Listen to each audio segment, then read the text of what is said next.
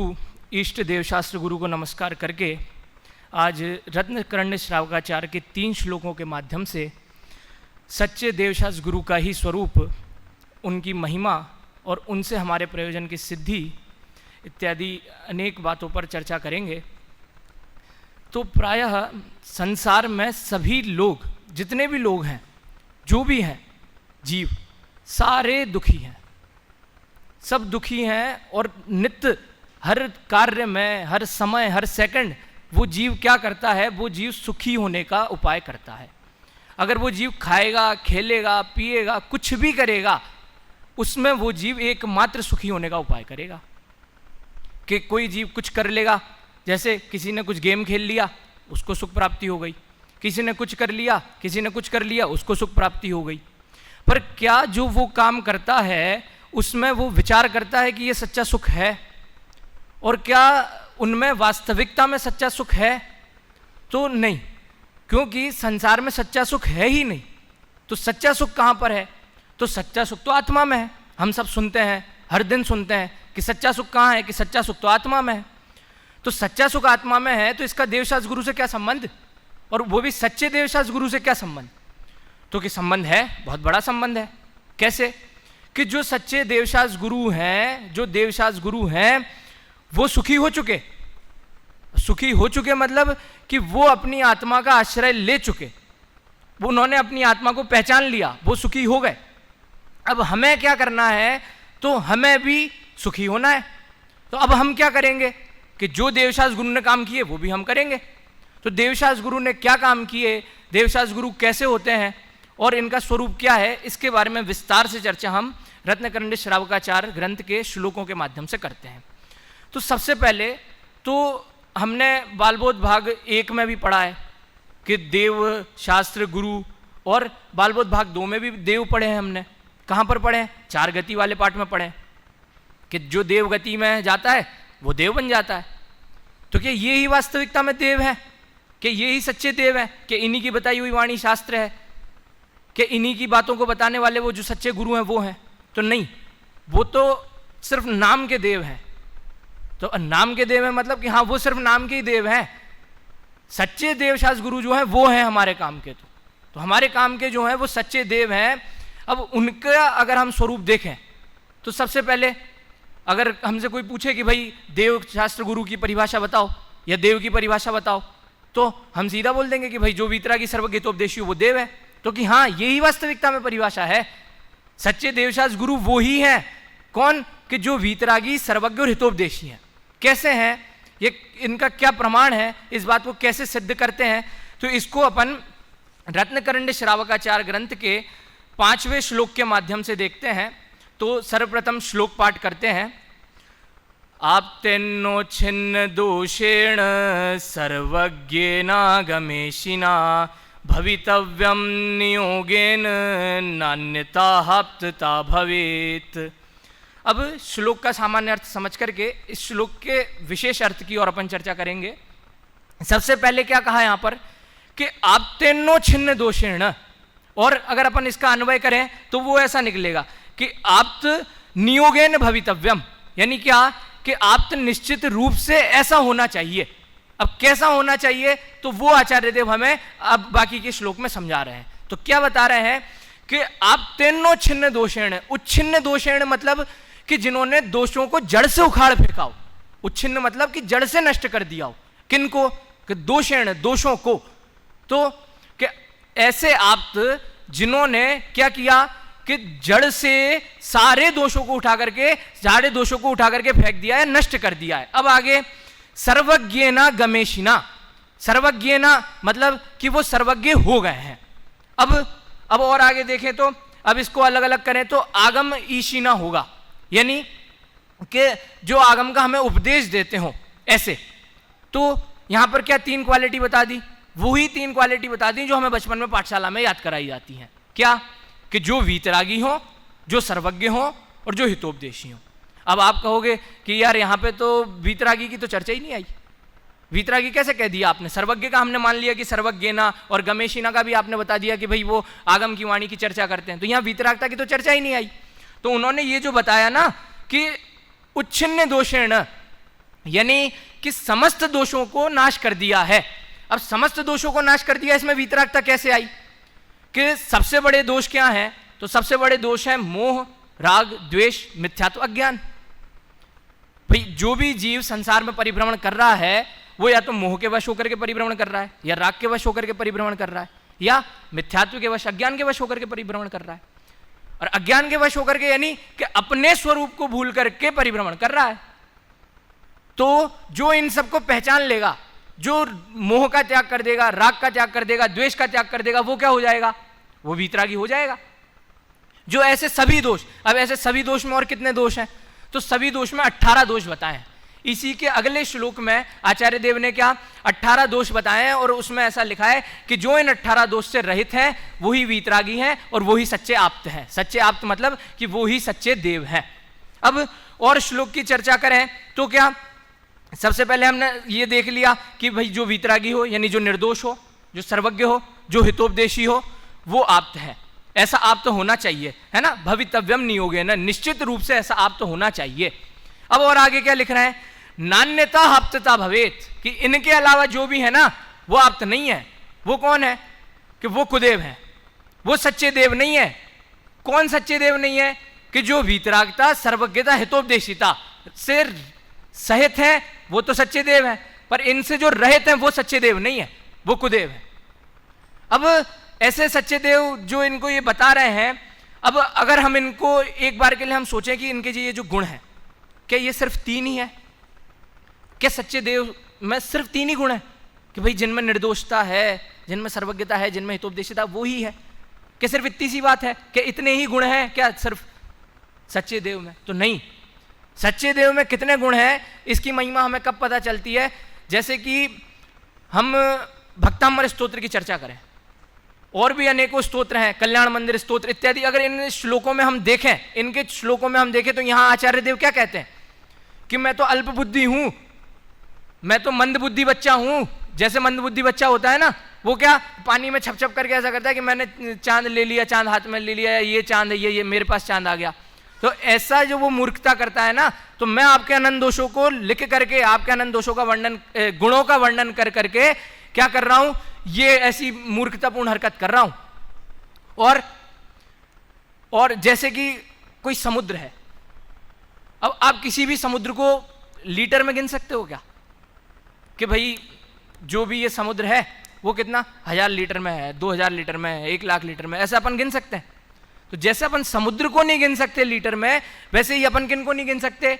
भगवान के अनंत गुणों को नहीं गिन सकते, सच्चे आप्त के अनंत गुणों को हम नहीं गिन सकते। इनमें सिर्फ यही 3 गुण नहीं है, ये तो 3 मुख्यतः बताए हैं, बाकी ऐसे अनंत विशेष गुण हैं आप्त में। अब और आगे देखें भाई कि भाई आप्त क्या, तो कि इनके अलावा जो भी है वो आप्त नहीं है। किनके अलावा? वीतरागता, सर्वज्ञता, हितोपदेशिता के अलावा। अब अगर एक बार के लिए हम विचार करें क्या कि वीतरागता सहित आप्त होने में क्या दिक्कत है, सर्वज्ञता सहित आप्त होने में क्या दिक्कत है, या फिर हितोपदेशिता सहित आप्त होने में क्या दिक्कत है? कि अगर आप्त वीतरागी नहीं होगा और सर्वज्ञ हितोपदेशी हो गया, तो अगर सबसे पहली बात तो यह कि अगर वीतरागी नहीं होगा तो सर्वज्ञ, अगर हो भी गया तो हितोपदेशी नहीं हो पाएगा। क्यों? क्योंकि जिसके खुद के ही मोह राग द्वेष नहीं छूटे, वो दूसरों को मोह राग द्वेष छोड़ने का क्या उपदेश देगा? जिसके खुद के ही मोह राग द्वेष नहीं छूटे, वो दूसरों को उपदेश कैसे दे सकता है कि भाई तुम मोह राग द्वेष छोड़ दो? और अगर वो सर्वज्ञ हो भी गया तो अनंत राग द्वेष करेगा, पहले ही वो वीतरागी नहीं है, और फिर बिना वीतरागी के अगर सर्वज्ञ हो गया तो अनंत राग द्वेष करेगा। क्यों? क्योंकि उसे तो सब पता चल जाएगा। क्यों? क्योंकि सर्वज्ञ कैसे होते हैं?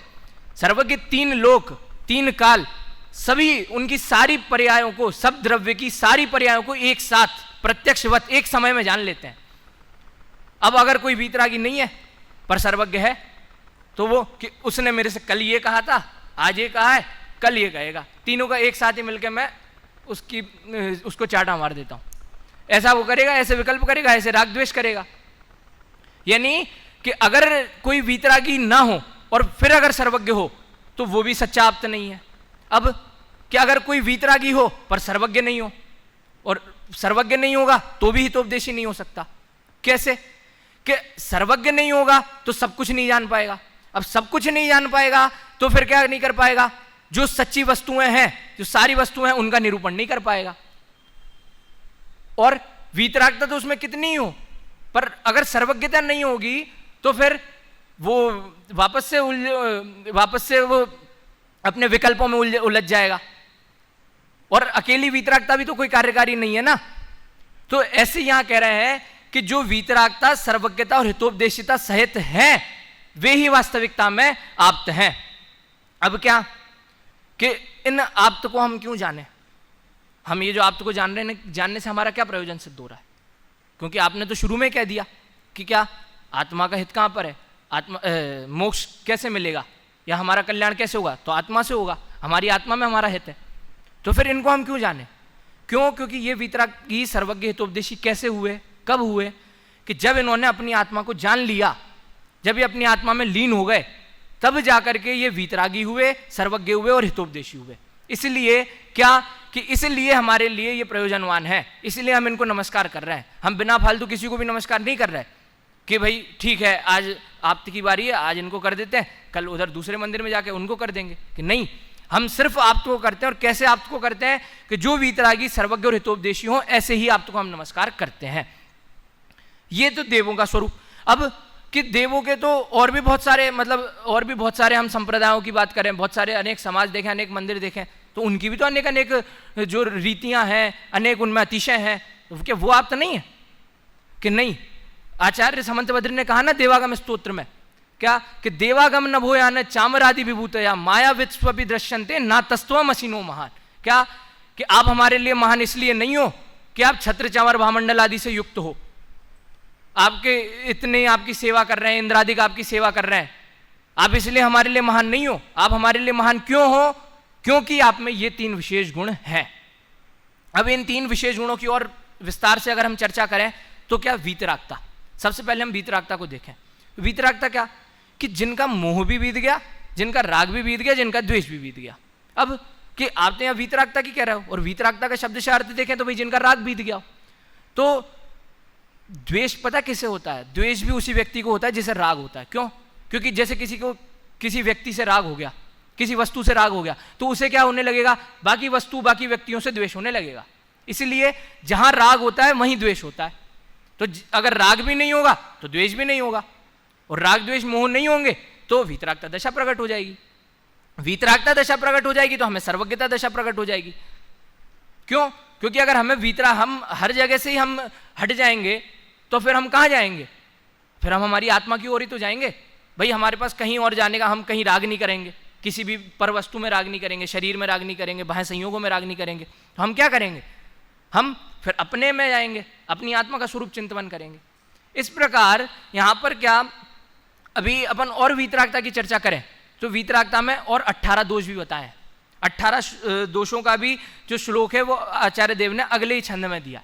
तो उस श्लोक के से चर्चा करने के बजाय अपन जो 6 डाला में एक सरल हिंदी का छंद दिया है, उसके माध्यम से अगर हम चर्चा करें तो वो छंद है, जन्म जरा तिरखा क्षुदा विस्मय आरत खेद, रोग शोक मद मोह भय निद्रा चिंता श्वेत, राग द्वेष अरु मरण जुत ये 18 दोष, ना ही होत जिस जीव के वीतराग सो होत। कि वीतराग कौन होता है?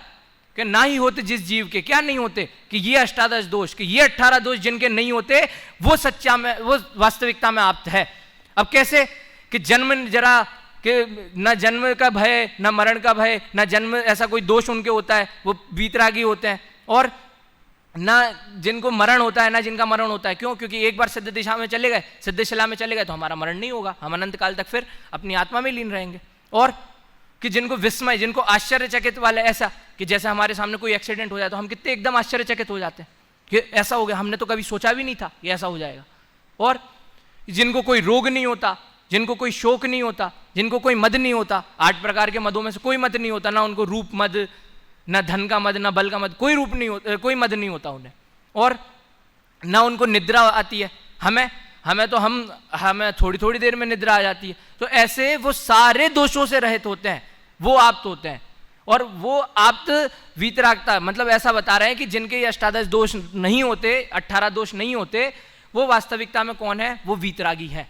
और ऐसे जो वीतरागता सहित हैं वो हमारे सच्चे आप्त हैं। इस प्रकार हमने आप्त की व्याख्या थोड़ी इस श्लोक के माध्यम से सामान्य स्वरूप समझने का प्रयास किया, पर हमारा विषय देव, शास्त्र, गुरु तीनों है, तो हम अब शास्त्र की चर्चा करें। तो शास्त्र का भी बहुत अच्छा जो श्लोक वो आचार्य देव ने 9वें नंबर का श्लोक रत्नकर्ण श्रावकाचार्य ग्रंथ में लिखा। अब उसकी थोड़ी सी उसका अपन पाठ करके उसकी सामान्य चर्चा करते हैं। आप्तोपज्ञमनुलंघ्यम दृष्टेष्ट विरोधकम तत्वोपदेशकृत सार्वम शास्त्रम कापत घट्टनम। अब इसका अगर हम सामान्य स्वरूप देखें तो शास्त्रम आप्त उपज्ञम, उपज्ञम मतलब कि कहा गया, किसके द्वारा कहा गया? आप्तम उपज्ञम, यानी आप्तों के द्वारा कहा गया। क्या? कि शास्त्र, कि ये जो शास्त्र हैं ये क्या है? कि ये आप्त के द्वारा, ये जो वीतरागी सर्वज्ञोपदेशी जो हमारे सच्चे देव हैं उन्हीं के द्वारा कही हुई जो है ये बात है। अब और आगे क्या कि दृष्टेष्ट विरोधकम, यानी कि जो दृष्ट मतलब प्रत्यक्ष में और इष्ट मतलब अनुमान से, यानी क्या कि जो प्रत्यक्ष से भी विरोध को भाषित नहीं होते, जो प्रत्यक्ष से भी विरोधी नहीं है, विरोध को भाषित नहीं होते, यानी जिनमें विरोध नहीं पाया जाता या जिनका कोई खंडन नहीं कर सकता, और अनुमान से भी जिनमें कोई दोष नहीं पाया जाता, कोई विरोध नहीं पाया जाता और ना उनका कोई खंडन कर सकता है। ऐसे क्या है? ऐसे हमारे सच्चे शास्त्र हैं। अब सच्चे शास्त्र और कैसे हैं? कि तत्वोपदेश कृत सार्वम, सच्चे शास्त्र कहते हैं कि हमेशा कहीं पर भी तत्वोपदेश कृत सार्वम, पूरे विश्व में क्या करने वाले हैं? तत्वोपदेश करने वाले हैं। कैसे? ये जो हमारे सच्चे शास्त्र हैं ये तत्वोपदेश कृत सार्वम शास्त्रम कापत घट्टनम। अब आपने सुना होगा कि शास्त्र को, जिनवाणी को माँ की उपमा दी जाती है। अब जिनवाणी को माँ की उपमा क्यों दी जाती है? भाई माँ क्या करती है? माँ अपने बच्चे का पालन पोषण करती है, और कि माँ अगर कोई बच्चा बुरे कार्यों में जा रहा हो, बुरे मार्ग पर जा रहा हो, तो माँ उसको रोकती है, माँ उसको सही मार्ग में लगाती है। वैसे ही क्या कि ये जो जिनवाणी माँ है, ये जो शास्त्र हैं, ये क्या करते हैं? शास्त्रम कापत घट्टनम, ये शास्त्र क्या करते हैं? ये शास्त्र हमें कुमार्ग में जाने से, मिथ्या मार्ग में जाने से, गलत मार्ग में जाने से क्या करते हैं? गलत मार्ग में जाने से हमें रोकते हैं। अब वैसे ही एक पूजन में पंक्ति भी आती है ना, क्या कि इस धूष्म भीषण काल में जिन देव का जब हो विरह तब मात सम उपकार करते शास्त्र ही आधार है। अब मात सम उपकार करते शास्त्र ही आधार है। क्या कि जब इस पंचम काल में हमारे पास जिन देव साक्षात नहीं है, तो उन जिन देव का साक्षात विरह मिटाने वाली कौन है? हमारे पास जिनवाणी माँ है। अब जिनवाणी माँ भी कैसी है? तो जिनवाणी माँ भी वीतरागता, हितोपदेशिता और सर्वज्ञता सहित है। कैसे? क्यों? क्योंकि ये किसकी वाणी है? ये आप्त की वाणी है, भगवान के द्वारा कही गई है, सच्चे देवों के द्वारा ही तो कही गई है। तो जो सारे गुण सच्चे देवों में पाए जाएंगे वही सारे इस शास्त्र में पाए जाएंगे। इसलिए ये शास्त्र कैसे हैं? तो ये शास्त्र कुमार्ग का खंडन करने वाले हैं और हमें शास्त्रम और हमें सच्चे सुख की ओर अग्रसर हैं, यानी हमें और आगे बढ़ाने वाले हैं, हमें और मुक्ति का मार्ग दिखाने वाले शास्त्र हैं। अब ऐसे ही पद्मनंदी पंचविंशति का ग्रंथ में एक भव्य जीव की उसकी परिभाषा बताते हैं। क्या परिभाषा है? मैं श्लोक बोलता हूं। तत्प्रति प्रीति चित्तेन येन वार्तापि ही श्रुता निश्चितम स भवेद भव्यो भावी निर्वाण भाजनम। क्या कि भव्य जीव कौन है? कि जो इन शास्त्रों को तत्प्रति प्रीति चित्तेन, प्रीति से सुनता है, श्रद्धा पूर्वक सुनता है, प्रीति पूर्वक सुनता है, वो तत्प्रति प्रीति चित्तेन येन वार्तापि ही श्रुता, और इन शास्त्रों को प्रीति पूर्वक एकदम श्रद्धा करके इनमें लीन होकर के इनको सुनता है, वो क्या? निश्चितम सा भवेद भव्यो। यानी ये शास्त्र हम पे कितना बड़ा उपकार कर रहे हैं। क्या कि हमें सीधा मुक्ति का मार्ग दिखा रहा है, हमें सीधा मुक्ति में ले जा रहे हैं ये शास्त्र। कैसे? कि जो इन शास्त्रों को प्रीतिपूर्वक सुनेगा, इनका श्रद्धान करेगा, इनके बताए हुए मार्ग पर चलेगा, वो क्या होगा? वो शीघ्र अतिशीघ्र निश्चितम सा भवेद भव्यो भावी निर्वाण भाजनम, वो शीघ्र अतिशीघ्र मुक्ति को प्राप्त करेगा। उसका ऐसा नहीं कहा कि तुम संसारी हो, तुम दुख पाओगे, कि नहीं, तुम भव्य हो, तुम में मुक्ति जाने की योग्यता है, और तुम क्या करोगे कि तुम शीघ्र अतिशीघ्र मुक्ति को प्राप्त करोगे। ये नहीं कि तुम चले आओगे 10-12 भाव 20 भाव बाद चले आओगे, आराम से चले आओगे, क्या जल्दी है, वहां जाके फिर क्या करोगे? कि नहीं, तुम भव्य हो, तुम शीघ्र अतिशीघ्र मुक्ति को प्राप्त करोगे। ऐसे हमारे शास्त्र।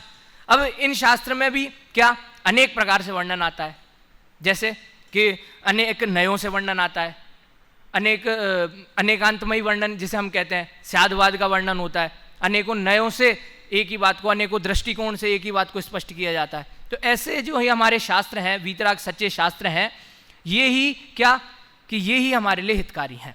अब कि आपने इतना शास्त्रों का बखान तो कर दिया, अब ये ही शास्त्र हितकारी क्यों है? संसार में अनेक शास्त्र हैं, ऐसे जरूरी नहीं है कि भाई साहित्य के ही शास्त्र हों, वैराग्य के शास्त्र भी हैं, अध्यात्म के शास्त्र भी हैं, संसार में अनेकों शास्त्र हैं। फिर क्या वो मुक्ति नहीं दिलाएंगे? उनको पढ़ेंगे तो मुक्ति नहीं होगी कि हाँ नहीं होगी? क्यों नहीं होगी? क्योंकि वो सच्चे नहीं है। वो सच्चे क्यों नहीं है? क्योंकि वो सच्चे आप्त के द्वारा नहीं कहे गए हैं। जो भी बात सच्चे आप्त के द्वारा कही गई है वो तो शीघ्र अतिशीघ्र हमें मुक्ति की ओर ले जाएगी, पर अगर जो वाक्य आप्त ने नहीं कहा, अगर हम उसका श्रद्धान करके बैठ जाएंगे तो फिर हमें 3 काल में कभी मुक्ति प्राप्त नहीं होने वाली। वैसे ही अब ऐसे जो हमारे ये शास्त्र हैं, ये हमें हर समय उपलब्ध है। देव हमें अभी उपलब्ध नहीं है, गुरु भी हमें प्रति समय उपलब्ध नहीं हो पाते। क्यों? क्योंकि गुरु भी अब वो अपना जीवन भी जी रहे हैं, उन्हें अपना भी कल्याण करना है, तो वो हमें मार्गदर्शन दे सकते हैं, हमें समझा सकते हैं, हमें स्वरूप बता सकते हैं, पर वो हमारे साथ हर समय उपलब्ध नहीं है। पर ये शास्त्र क्या है? ये शास्त्र हमारे हर समय उपलब्ध है। हम जब चाहें, जितनी देर चाहें, जितना चाहें उतना स्वाध्याय हम इससे कर सकते हैं। उतना स्वाध्याय करके हम खुद की ओर स्वसन्मुख हो सकते हैं। ऐसे ये शास्त्र हैं। इस श्लोक के माध्यम से हमने अभी इन जो शास्त्र हैं, सच्चे शास्त्र हैं, इन शास्त्रों की चर्चा करी। अब हम हमारे जो सच्चे देवशास्त्र गुरु जो विषय है, उसमें हम अब गुरु की चर्चा करते हैं। तो गुरु की चर्चा करते हुए अगला श्लोक, 10वें नंबर का श्लोक आचार्य देव लिखते हैं। हम श्लोक पाठ करते हैं यहाँ से। विषयाशा वशातीतो निरारंभो परिग्रह ज्ञान ध्यान तपोरक्त तपस्वी सा प्रशस्यते। अब क्या बता रहे हैं कि विषयाशा वशातीतो, कि जो विषय से, आशाओं से, विषय से यानी कि इस संसार के भोगों से विरक्त हो गए हैं। विरक्त हो गए मतलब कि अब उनको इनसे कोई मतलब नहीं रहा।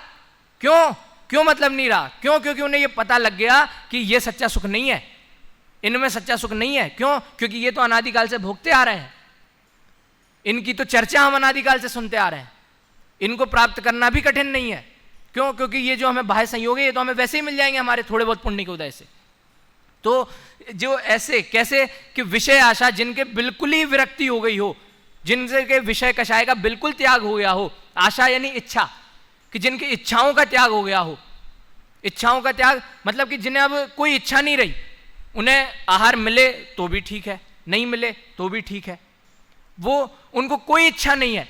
वो कोई काम ऐसा कि भाई मेरे को तो यही चाहिए कि आज तो मेरे को किसी अच्छे श्रावक के यहाँ भोजन मिलना चाहिए, आज किसी कुटिया में तो मैं जाऊंगा, देखूंगा ही नहीं कुटिया की तरफ, ऐसी कोई इच्छा नहीं होती उनको, ऐसी किसी भी प्रकार की इच्छा नहीं होती। तो ऐसे क्या कि जिनके विषय संसार आदि कषायों का तो जिन्होंने नष्ट कर ही दिया, त्याग कर ही दिया इच्छाओं को, और कि आशा और जो बाकी शेष इच्छाएं हैं उनसे भी कैसे हैं? अतीत हैं। अतीत है मतलब कि उनसे उनको कोई मतलब नहीं है, वो भिन्न है, अलग हो गए हैं, वो बिल्कुल उन्होंने नष्ट कर दिया है। और निरारंभो परिग्रह है, और किसी भी प्रकार का उनको आरंभ और किसी भी प्रकार का परिग्रह उनके अंदर नहीं है। अब आरंभ परिग्रह नहीं है मतलब कि आपने देखा है कभी किसी मुनिराज को कोई भांड वगैरह साथ में रखते हुए? भांड वगैरह मतलब कि वो बड़े बड़े बर्तन वगैरह कोई साथ में रखते हुए कि नहीं आज इन श्रावक के यहाँ अच्छा बना है, इनके यहाँ बोल देते हैं कि थोड़ा बहुत हमारे लिए पैक कर दो। ऐसा सुना आपने कभी? नहीं। क्यों? क्योंकि वो तो एक वस्त्र का धागा तक नहीं रखते, ऐसे मुनिराज होते हैं। अब निरारंभो, बिल्कुल जिनके आरंभ का भी त्याग है, यानी जो घर परिवार आदि सबसे अलग हो गए। क्यों? क्योंकि वो तो घर परिवार छोड़ करके आई गए ना, तभी तो जाकर के उन्होंने मुनि दीक्षा ली। और परिग्रह, सर्व प्रकार के परिग्रह का भी उन्होंने त्याग कर दिया। अब जब घर का ही त्याग कर दिया, जब अपने घर परिवार वालों का ही त्याग कर दिया है, जब अपने ही घर का त्याग कर दिया, तो फिर और क्या आरंभ वो अपने साथ रखेंगे? नग्न दिगंबर हमारे मुनिराज रहते हैं, नग्न दिगंबर हमारे गुरु रहते हैं। वैसे क्या कि जिन्होंने बिल्कुल ही निरारंभ परिग्रह सबका त्याग कर दिया। अब आरंभ परिग्रह में भी कि सर्व प्रकार के परिग्रह, यानी कि जैसे दो प्रकार के परिग्रह होते हैं ना, अंतरंग परिग्रह और बहिरंग परिग्रह, तो जिन्होंने दोनों प्रकार के अंतरंग परिग्रह का भी त्याग कर दिया और बहिरंग परिग्रह का भी त्याग कर दिया, ऐसे जो हैं, ऐसे हमारे कौन है, ऐसे हमारे सच्चे गुरु हैं। अब सच्चे गुरु को का स्वरूप ही बताते हुए युगल किशोर जी ने, आदरणीय युगल किशोर जी ने अपनी देवशास गुरु की पूजन के जयमाला में लिखा है गुरु का स्वरूप बताते हुए, क्या कि हे गुरुवर शाश्वत सुख दर्शक, यह नग्न स्वरूप तुम्हारा है। और आगे सबसे बड़ी बात आगे लिखी कि जग की नश्वरता का सच्चा दिग्दर्शन करने वाला है। क्या कि एक तो हे गुरुवर शाश्वत सुख दर्शक, कि आप गुरुवर कैसे हो कि सच्चे सुख के दर्शक हो। ये नहीं कि आप विषय कषाय के सुखों को हमें दे रहे हो, ये जो इंद्रिय सुख है इनको दे रहे हो, आप अतीन्द्रिय सुख का मार्ग बताने वाले हो। और गुरुवर शाश्वत सुख दर्शक, ये नग्न स्वरूप तुम्हारा, ये जो आपका नग्न स्वरूप है ना, ये दर्शा रहा है हमें। और जग की नश्वरता का सच्चा दिग्दर्शन करने वाला है। और क्या कि जो ये जग की सारी ये जो नश्वर है, ये हमें कैसे पता चल रहा है कि ये जो आप सब छोड़ के आ गए हो ना, इससे हमें पता चल रहा है कि इस जग में कुछ भी नहीं है। क्यों? क्योंकि आपको कुछ सार नहीं लगा इस संसार में, तभी तो आप छोड़ करके आ गए ना। और अब हम हमारी प्रेरणा लेंगे तब क्या हमारा भी संसार छूट जाएगा, हम भी शीघ्र अतिशीघ्र मुक्ति को प्राप्त करेंगे। पर कैसे? कि सर्व आरंभ सर्व परिग्रह का त्याग कर देंगे और अपने में लीन हो जाएंगे। वैसे ही क्या कि भाई अगर अंतरंग परिग्रह की बात करें तो अंतरंग परिग्रह में 9 कषाय, मिथ्यात्व, ऐसे कुल मिलाकर के ऐसे जो अंतरंग 14 कषाय जो 14 परिग्रह अंतरंग के जो होते हैं उनका त्याग कर देते हैं। और 10 प्रकार के बहिरंग परिग्रह उनका भी त्याग कर देते हैं। और 10 प्रकार के बहिरंग परिग्रह का त्याग कर देते हैं, यानी वो आपने देखा कभी कोई मुनिराज दास रखता हो, कोई असिस्टेंट रखता हो, ऐसा मुनिराज देखे आपने? नहीं रखते। आपने देखा कोई मुनिराज पैसे वगैरह कि पानी की बोतल ही खरीद लेंगे, कमंडल में डालने के लिए खरीद लेंगे, कमंडल खत्म हो गया तो, ऐसे देखा आपने? कि नहीं रखते। क्यों? क्योंकि वो उनके पास आरंभ परिग्रह रखते ही नहीं है वो। और अगर आगे देखें तो अब और मुनिराज का स्वरूप, और उसी जयमाला में आगे क्या युगल किशोर जी लिखते हैं कि करते तब शैल नदी तट पर तरुतल वर्षा की झड़ियों में समतार स्मान किया करते सुख दुख दोनों की घड़ियों में।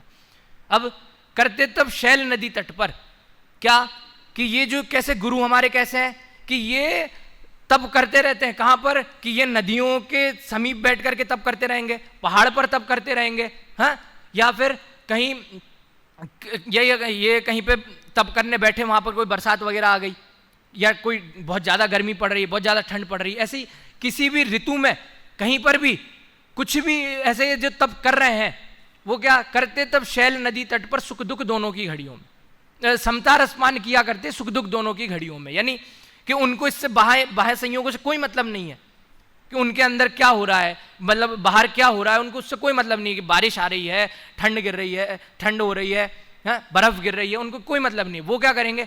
वो अपनी आत्मा में लीन होकर के, और वो क्या करते रहेंगे? अपनी आत्मा में लीन होकर के अपनी आत्मा का ध्यान करते रहेंगे। ऐसे जो हैं, ऐसे हमारे सच्चे गुरु हैं। अब कि हमने अभी देवशास गुरु का स्वरूप तो भली भांति समझ लिया, अब ये हमारे क्या काम का?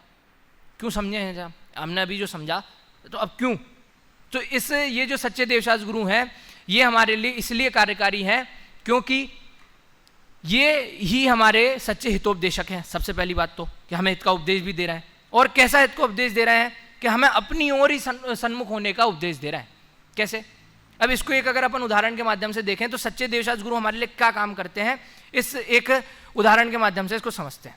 जैसे अपन सब रेलवे स्टेशन पे जाते हैं। अब रेलवे स्टेशन पे हम कितनी देर रुकते हैं? रेलवे स्टेशन पे हम उतनी ही देर रुकते हैं जितनी देर की हमारी ट्रेन नहीं आ रही। जैसे हमारी ट्रेन आती है हम क्या करते हैं? ट्रेन में बैठ करके निकल जाते हैं। वैसे ही क्या ये सच्चे देवशास गुरु हमारे लिए वैसे एक स्टेशन है।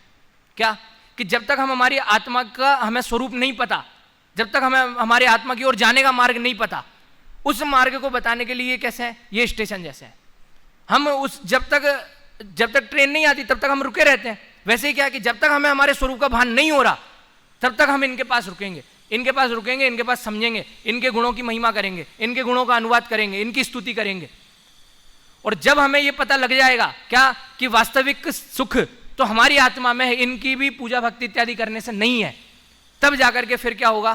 फिर हमें इनका स्वरूप देखते हुए अपने स्वरूप का भान होगा। और हमें अपने स्वरूप का भान होगा, तब जाकर के हमें वास्तविकता में मुक्ति की प्राप्ति होगी।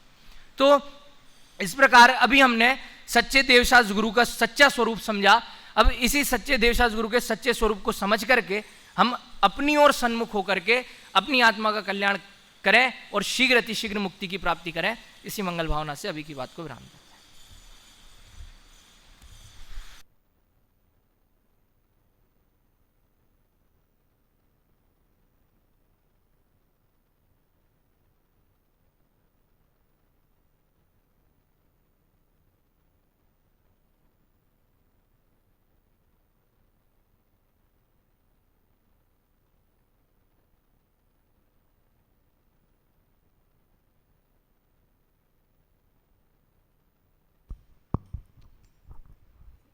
दोपहर वेला में छात्र प्रवचन में शास्त्री द्वितीय वर्ष का क्रम को कल पूर्ण रोक लिया था ताकि आपका विषय पूर्ण नहीं हुआ, इसलिए शास्त्री प्रथम वर्ष को इस बार सौभाग्य है, आपको दोबारा मौका मिल रहा है।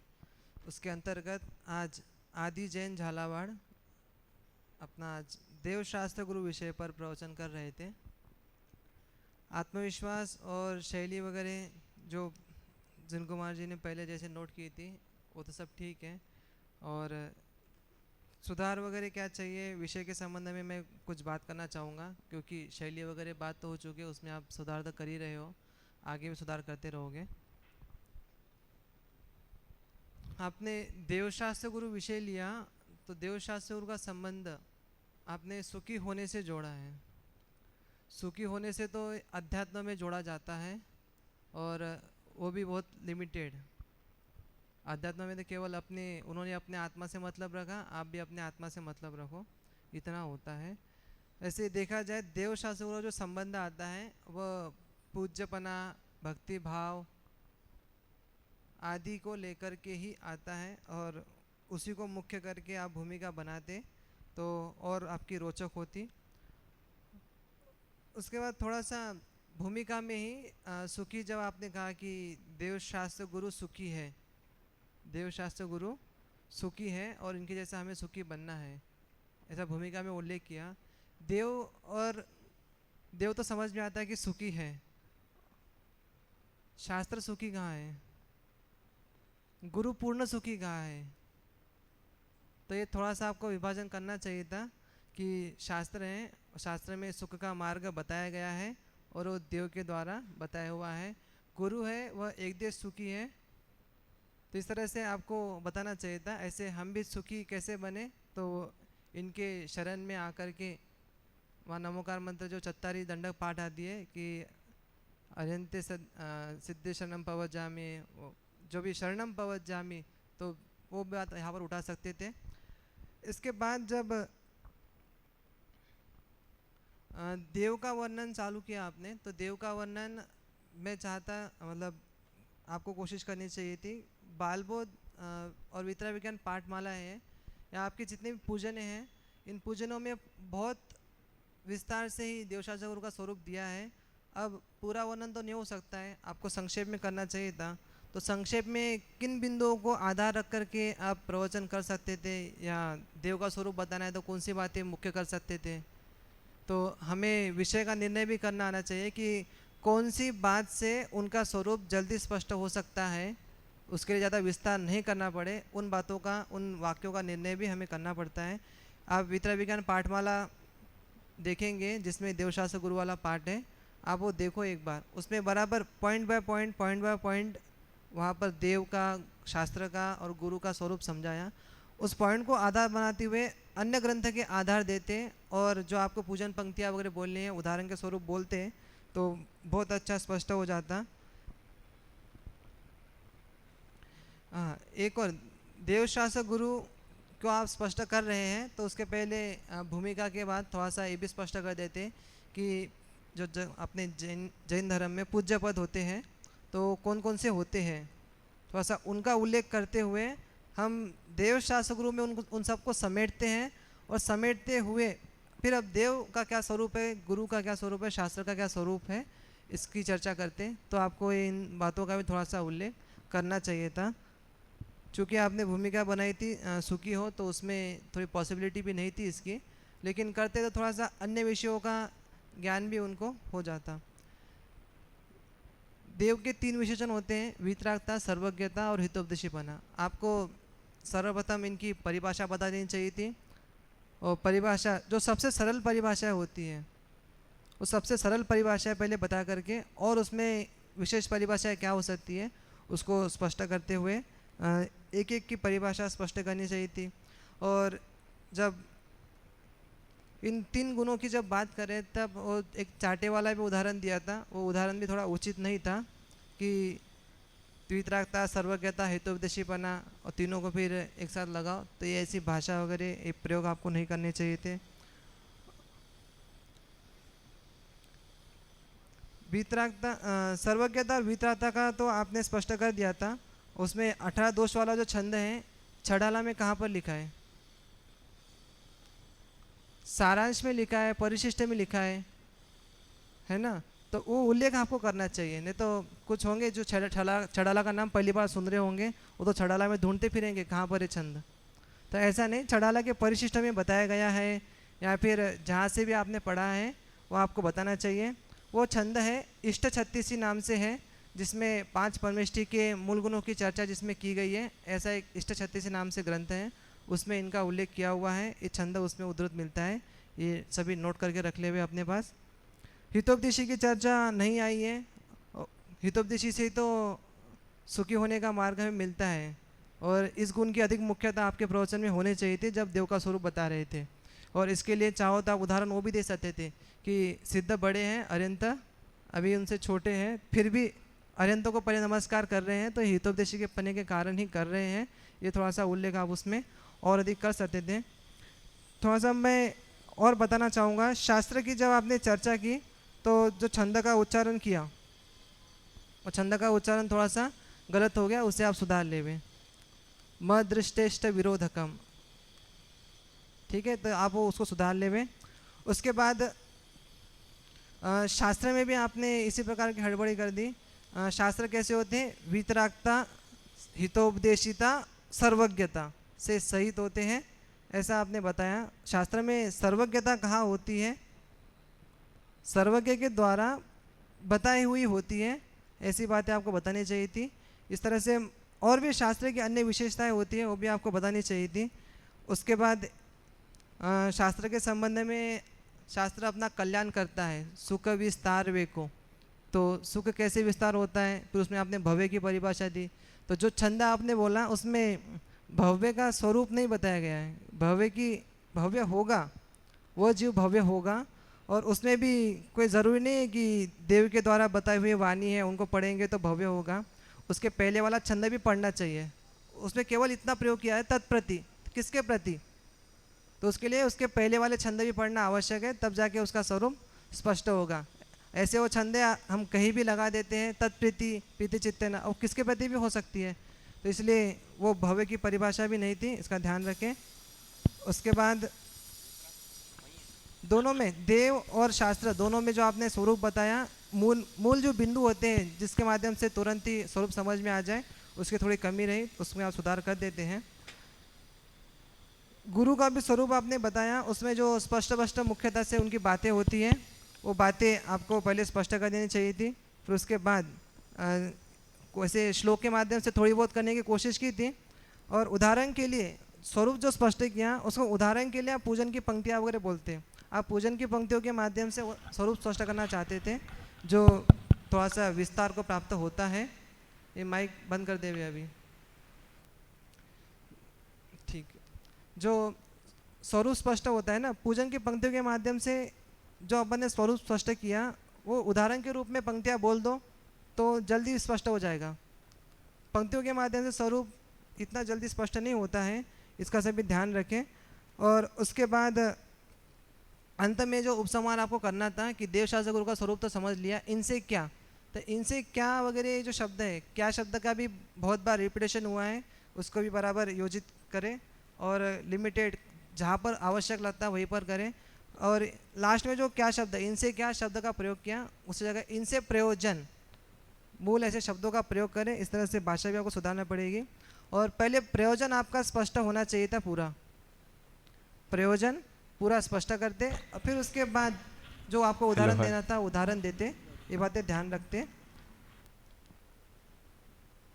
भैया माइक उधर से टेस्टिंग करके ही लाए थे। उपसंहार में भी थोड़ा सा और रोचक करते हैं, जो आपने स्टार्टिंग में बात उठाई थी कि इनसे सुख की प्राप्ति कैसे हो सकती है, तो वो सुख की प्राप्ति को आप फिर से यहाँ पर रिपीट करते हैं और रिपीट करके किस प्रकार से हो सकती थी वो बातें आप करते हैं। देवशास्त्रों का विषय है, आपने प्रवचन के पहले भी मुझे थोड़ा व्यक्तिगत कहा था कि विषय बहुत बड़ा है, लेकिन एक बात बताना चाहूँगा कि प्रवचन में या प्रवचन का विषय कितना ही बड़ा हो, लेकिन विशेषता तब कहलाती है जब आप उस विषय को समेट करके जितना आपको समय दिया है आप उतने समय में पूरा करें। अब कौन सी बात मुख्य करना है, किस बात को कम वजन देना है, किस बात को अधिक वजन देना है, इस बात का निर्णय आपको करना पड़ेगा और इसके लिए स्वाध्याय चिंतन आदि सारी चीज़ें बराबर करनी पड़ेगी, तब जाके आप सभी निर्णय कर सकते हैं। और भी कुछ बातें हैं मैं व्यक्तिगत बताऊंगा, कुछ जब सामूहिक कक्षा आपकी लगेगी मीटिंग वगैरह तो उसमें आपको बता दूंगा। कुछ विशेष बातें भी हैं, वो भी प्रवचन करते समय होनी चाहिए, इसका सभी ध्यान रखें। अभी यहाँ पर कक्षा प्रारंभ हो उसके पहले पाठ